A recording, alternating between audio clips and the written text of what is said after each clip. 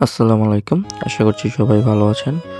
তো আজকে আমি আমার যে দেশি মুরগিগুলো ডিম পেড়েছে, তো সেই ডিমগুলো নিয়ে বসলাম। দেখতেছিলাম কতগুলো ডিম পেড়েছে আমার দেশি মুরগি।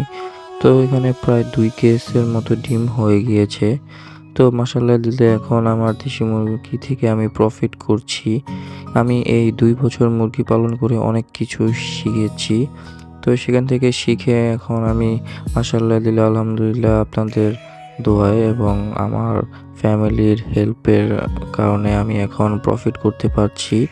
তো আমার এই দেশি মুরগির ডিমের চাহিদা প্রচুর পরিমাণে ডিমের চাহিদা।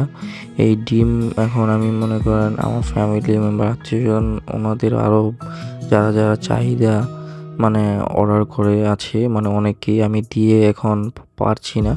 দেশি মুরগির ডিমের এত চাহিদা। যাই হোক আমি এখন দেশি মুরগির ডিম আপনার সেল করেই আপনার এই মুরগির খাবার, নিজের প্রফিট সব হাত খরচা হয়ে যাচ্ছে।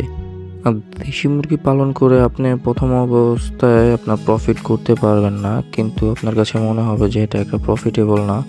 আসলে আমি মনে করি হ্যাঁ, অন্যান্য আপনার মুরগি পালনে আপনার পালন করবেন, সাথে সেল করতে হবে এটা। আর আপনি দেশি মুরগির ডিম বলেন, মাংস বলেন সবকিছুই আপনার পালন করে লাভ। কিন্তু দেশি মুরগি আপনার সারা বছর আপনাকে দিতেই থাকবে। এটার প্রফিট আপনার সবসময় দিতেই থাকবে। কিন্তু এটা ধৈর্য ধরে পালন করতে হবে এবং সময় নিয়ে পালন করতে হবে। এবং আমি যেভাবে পালন করে থাকি, যদি আমার সাথে আপনি এভাবে পালন করে থাকেন তাহলে আরও ভালো। তো সকালে উঠেই এই SKB-TDE এই ওষুধটা আপনার সব বড় মুরগিদের, ডিম পাড়া মুরগি যেগুলা আপনার, এই মুরগিগুলোকে সব দিয়ে দেব। তারপরে 2+ এবং হাইড্রোসল, এটা আপনার এই 2টা মিক্স করে আমি ছোট বাচ্চা এবং ব্রুডিংয়ের বাচ্চাগুলোকে সবগুলোকে দিয়ে দেব।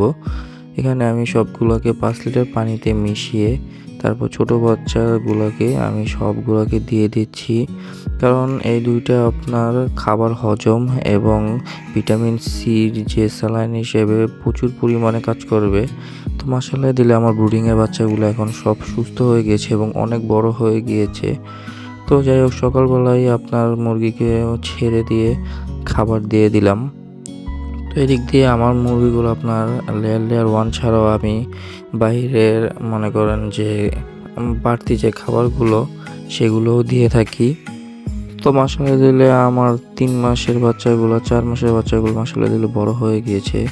তো আমি সকালবেলা একটু গরম কুসুম যে ভাতের মাড়টা, তো সেটা খেতে দিয়েছি। তো দেখেন কি মজা করে মুরগিগুলা সেই ভাতের মাড়গুলো খাচ্ছে।